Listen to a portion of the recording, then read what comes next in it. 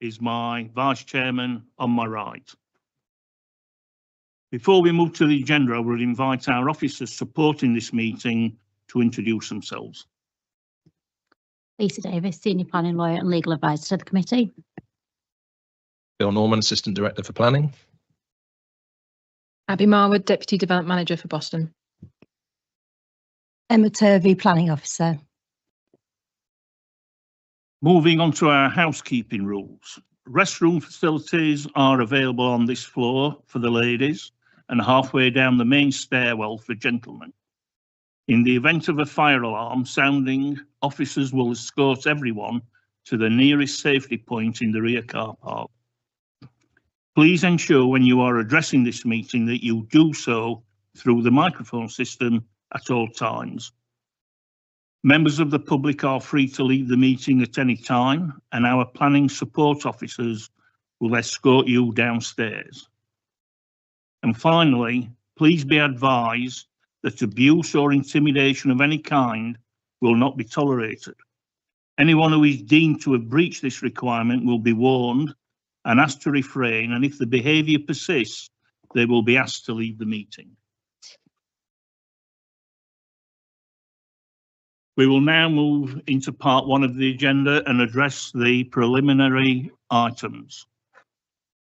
To receive apologies for absence and notification of any substitutions.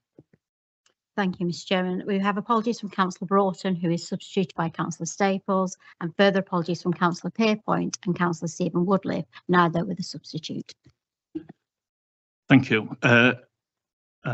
Part two, to sign the minutes of the last meeting held on 30th of July 2024. Do I have committee's agreement to sign these minutes, please? Somewhere. Is that what you want me to sign? Yeah, first. It's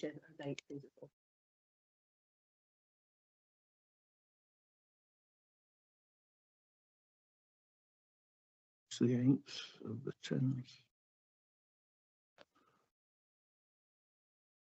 Okay. Before we move to individual declarations of interest in respect of any item on this agenda, I will ask Lisa to give the standing declarations.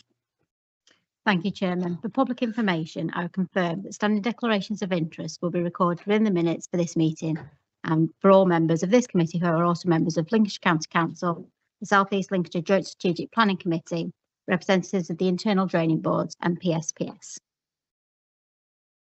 Does any member of the committee have any further declaration of interest to make in respect of any item on this agenda, please? No. 4, to receive any written questions from members of the public. There are not, Chairman.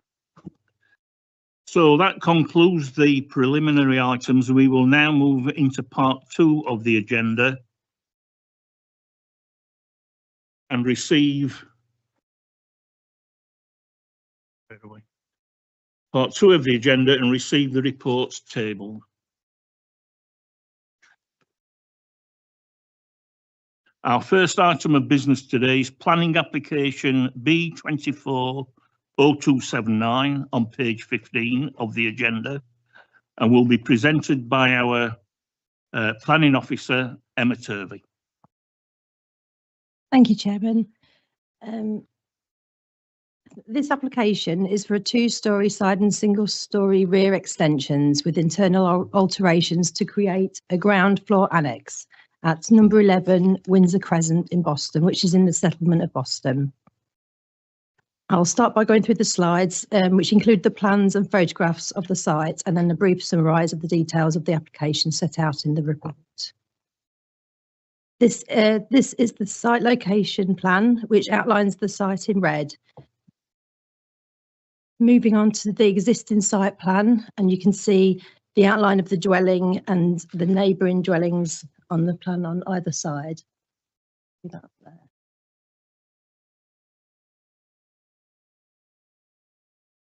proposed site plan shows the current scheme, the ground floor layout. with the parking at the front and the gardens to the rear and the side. The ground floor layout shows the single-storey rear extension and the ground floor of the first extension, which will form the annex. The first floor layout shows the first floor bedroom with ensuite.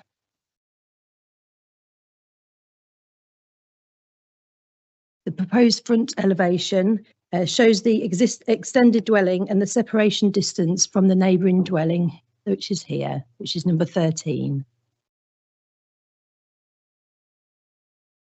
The proposed side elevation shows the boundary fence that separates the two, which separates the application site and number 13. It also shows the high line windows in the side elevation.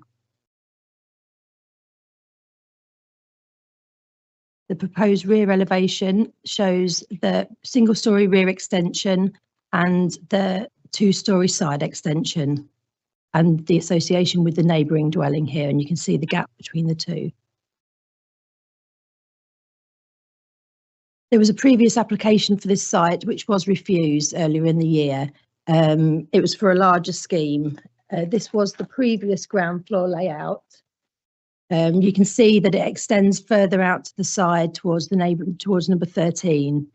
And for the same, the annex was to be a larger sort of a one bedroom with a study and a playroom. And this was the previous first floor layout, which was to include 2 bedrooms and an extra bathroom upstairs. This was the previous front elevation, and you can see how it extends out to the side and encroaches further onto the neighbouring dwelling number 13. And this slide just shows the side elevation of the previous scheme.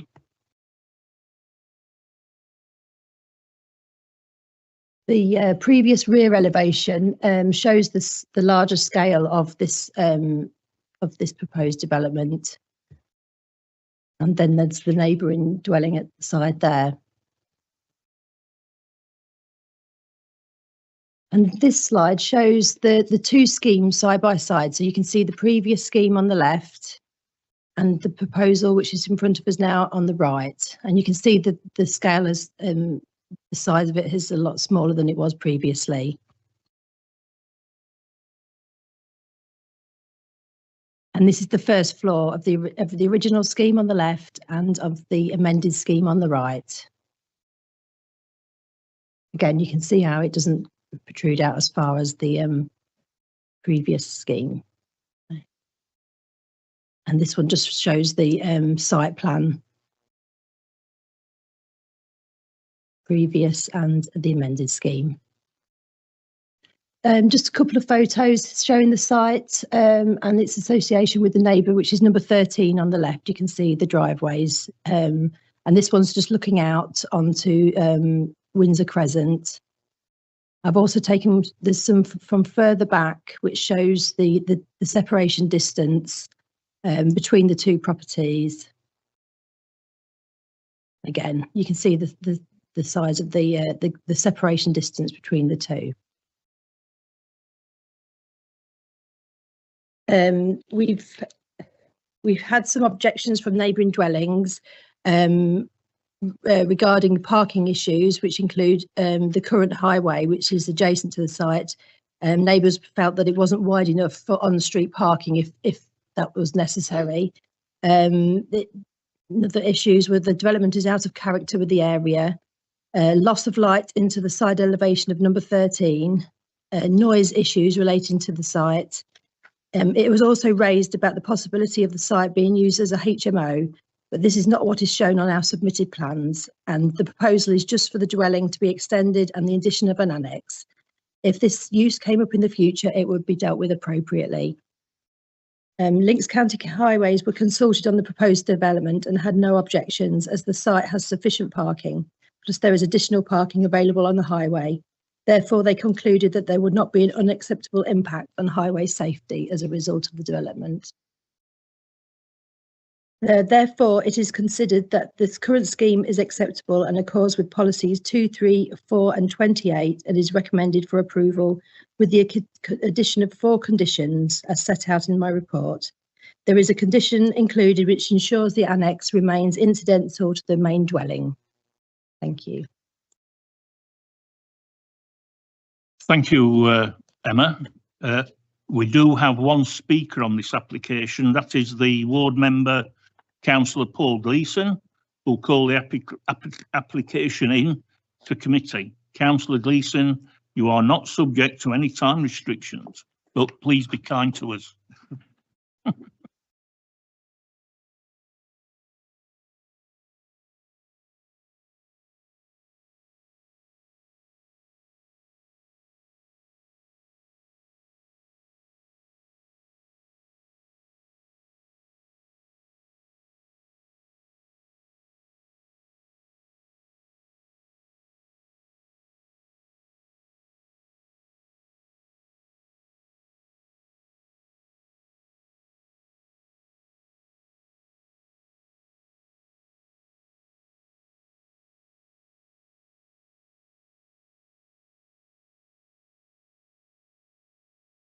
I've only got a yellow light. Shall I do it all again? Good morning, Mr. Chairman, through you. The property subject to the planning application is a 1950s brick and tile semi-detached house built by the then local authority as part of the Woad Farm development. It is a typical 1950s ex-council house. The property is in a block of houses that curve around the crescent.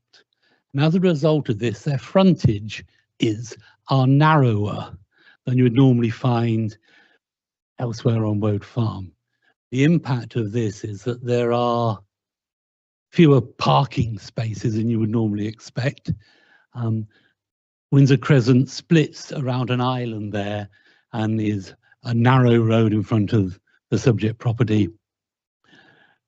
In my experience, parking there is always very problematic, and the addition of this large extension with a possible large family of grown-up people occupying the houses, I think will add pressure.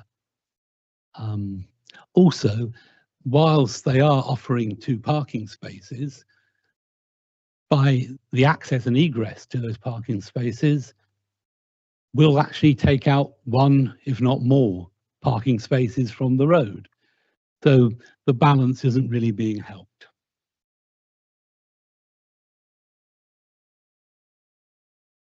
The property has been subject to 3 planning applications. The first was to build a second house on the site, and that was withdrawn by the applicants. The second application was for a very large extension that would have created a dwelling house with 10 rooms, 4 shower rooms and bathrooms, and a kitchen. Quite interestingly, I think they must have been expecting messy eaters to live there because the kitchen seems to have an ensuite shower. But not the kitchen, sorry, the dining room has an ensuite shower on the plan. So anyway, the current application has reduced the size of the property proposed. It has addressed an issue with the first application was blocking the street view of the stump. And so that's been remedied. But we're still creating a dwelling house with 8 rooms, 4 bathrooms, shower rooms, and a kitchen. So this has the potential for a lot of people in a larger extended family. You know, I realise that potential HMO and things are outside of this now, but we're talking about people who actually will be living there. I mean, you could have a large family with several grown-up children, each with cars. And so you've got a lot of impact on, in my view, the parking in the area. And also, the size of the extension is large, and I do think it will impact on the neighbours' enjoyment of their own properties. And so, on balance, I feel that whilst it is smaller, it is still too large an extension for the style and type of property that's existing there now. I'm pleased to see that obviously the annex will be conditioned so that it would have to be connected, to the larger house. But I just think, I accept this is a balance thing, isn't it? I accept the officer's view. I understand the officer's view. You've got a large extension that's not as large as the last one. In my view, it is still too large. In their view, it isn't. And now it's down to you. Thank you for your time.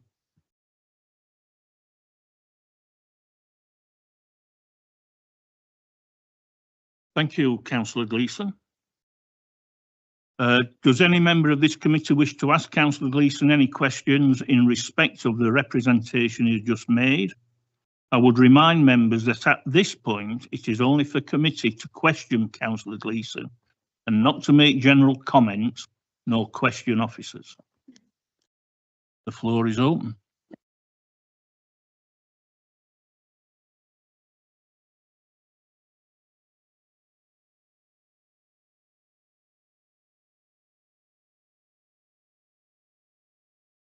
Can we please have the photograph up? There you see a rather large driveway. So, Councillor Gleeson, why are your concerns about parking when there's that size of driveway in front of the property?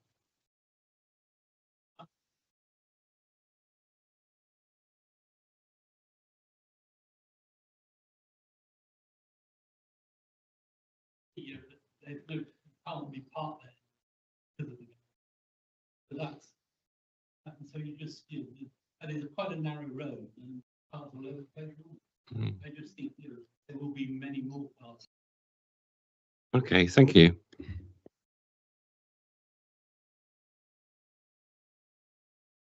Councillor Austin. Thank you, Chairman. Councillor Gleeson, just almost as a follow-on from the previous question, where on that boundary fence is the actual boundary between the two properties? Because surely maybe all that area we can see belongs to the one property, but it's not clear what belongs to number 13 rather than number 11. I think from looking at the plan, the border is roughly where the pillar is between the two lots of.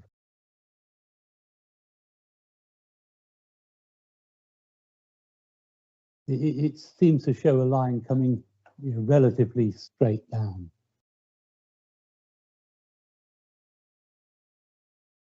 Councillor Staples.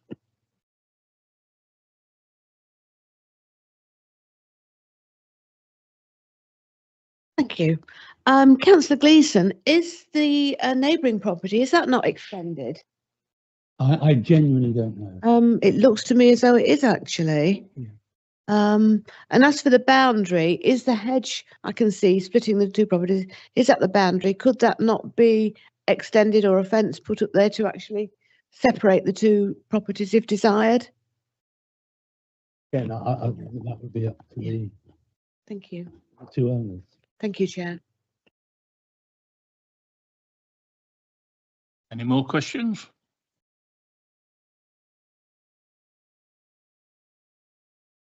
Thank you, Councillor Gleeson. In line with our planning policy, I would ask you to now leave the meeting. Thank you.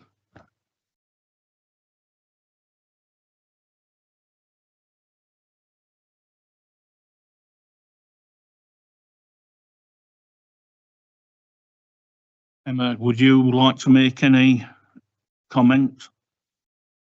Sorry? Okay.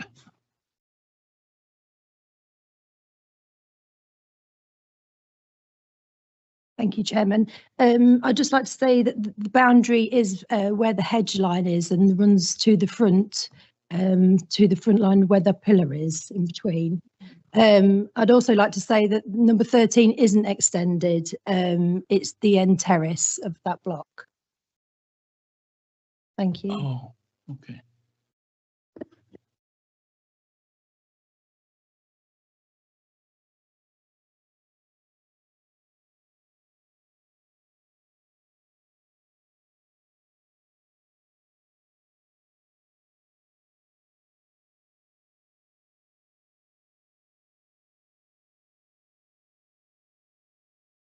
Committee members, I would welcome your deliberations, please. The floor is open to question officers or discuss the application.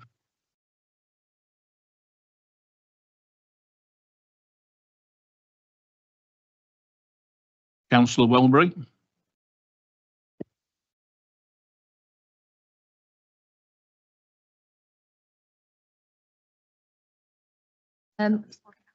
Thank you. Could we just have the floor plan up again, please?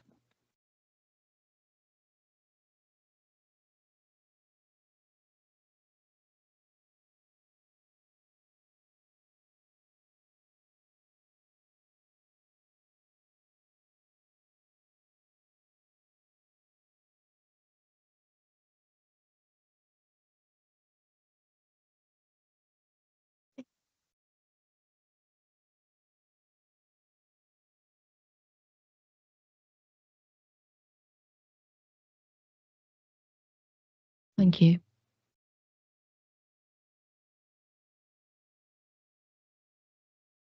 You wish to comment, Councillor Welbury? No, it was just a comment that Councillor Gleeson made about a bathroom being in the dining room, but it's actually not, is it? It's actually part of the hallway. So it's a downstairs bathroom. It's not part of the dining room. Thank you. Any further questions, comments? Councillor Ryland. Thank you. I think these people have been away, and third time they've come back with some sensible plans. It possibly is encroaching a little on next door. We know in the modern world that a lot of properties now have 3 or 4 cars, and a lot of them have to park on the road. I don't think we can get away from that in this world. I haven't got a problem with this application, and I'm happy to move it forward. Thank you. Any further comments? Okay. Well, do we want a proposal? Oh, that was your proposal. Thank you. Do we have a seconder? Thank you, Councillor Brown. So those in favour of the application?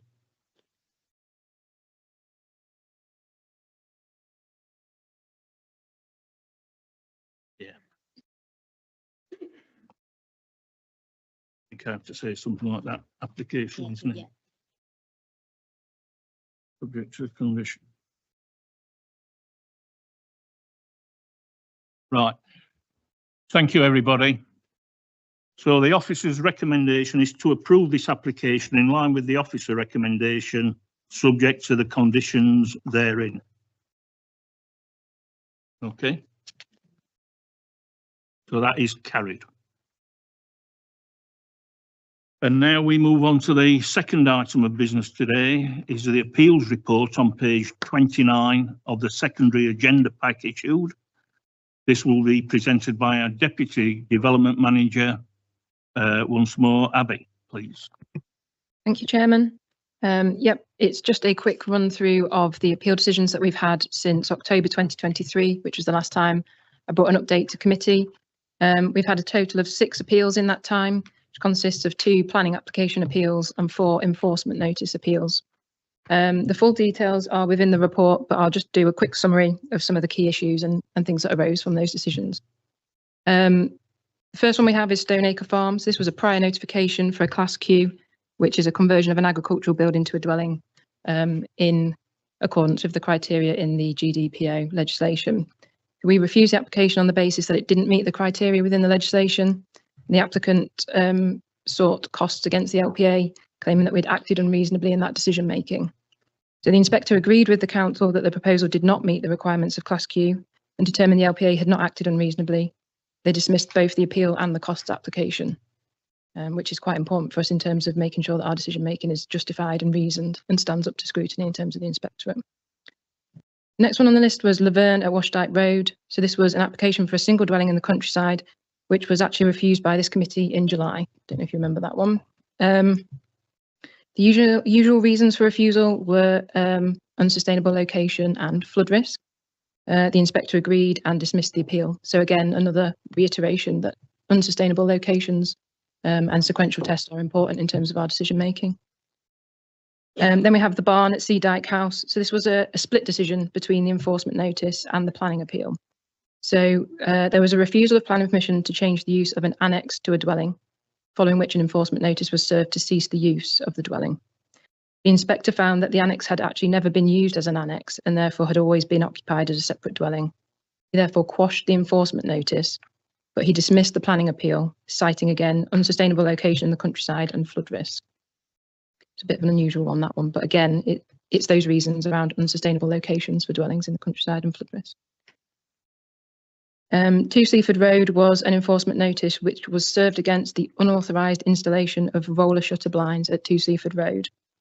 So the inspector noted the harm to the building as a non-designated heritage asset and also the harm to nearby Grade 2 listed buildings and dismissed the appeal. So that means the enforcement notice has been upheld and it requires the removal of the roller shutter doors to rectify the harm caused.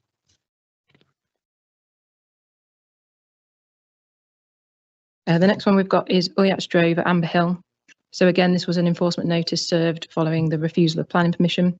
This time it was for the change of use of an agricultural building to storage and distribution. So it was a company that ran distribution and van businesses delivering packages.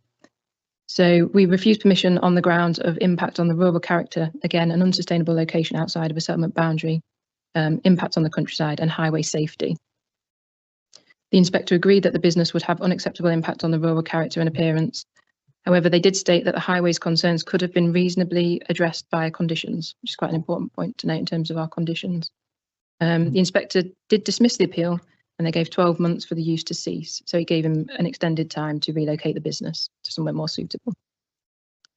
The last one on the list is Bay Hall, Bennington. So this was another enforcement notice which was served following an unauthorised change of use of a Grade 2 listed dwelling into a holiday let. The inspector did note the impacts on residential amenity, but found again it could be mitigated through conditions. They quashed the notice and granted planning permission for the use. So I think that this one is just important to note that we did ask them to apply for planning permission and they didn't, which is why the enforcement notice was served. And then the inspector agreed that with conditions it could be made acceptable. So just an important point that it wasn't that we refused permission for that one, it was that they didn't apply. They chose not to apply. So they're the ones we've had. I think the important things to take away is the LPA's stance on unsustainable locations in the countryside continues to be upheld by the planning inspectorate. Interestingly, for both residential and commercial proposals with these examples. The heritage impacts carried significant weight in terms of the decision-making process for the inspector.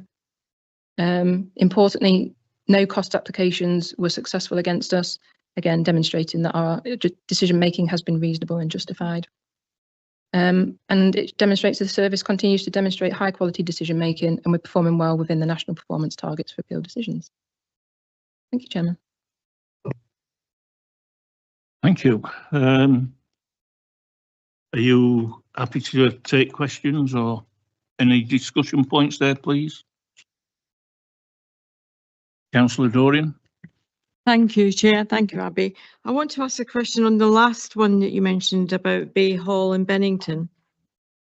I'm just curious that you encouraged them to apply for planning permission, they didn't, and then the inspector granted planning permission.